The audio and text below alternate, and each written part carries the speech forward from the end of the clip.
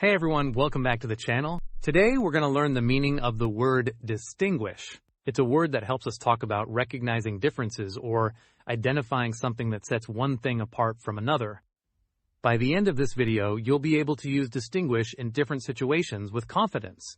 Let's get started. So what does distinguish mean? Distinguish means to recognize or treat as different. It's about identifying what makes something unique or setting it apart from other things. When you distinguish something, you're noticing specific features or qualities that make it special. Example, he can easily distinguish between different types of birds.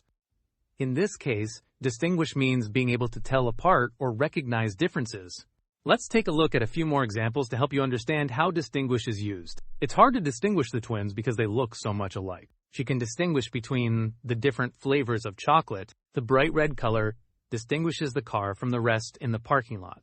As you can see, distinguish is used when talking about noticing or identifying something's uniqueness or differences. Now, let's talk about when you should use distinguish. You use it when you want to express the idea of recognizing or identifying differences between two or more things. It can be used for both physical things like objects, people, or animals, and abstract things like qualities, ideas, or feelings. For example, you can use distinguish when talking about identifying differences between things, like between two items, colors, or even people. Recognizing unique features, such as in a signature style or specific characteristics of something. Example, you can distinguish the two paintings by the artist's unique brushstrokes. Quick recap, distinguish means to recognize differences or identify something's uniqueness.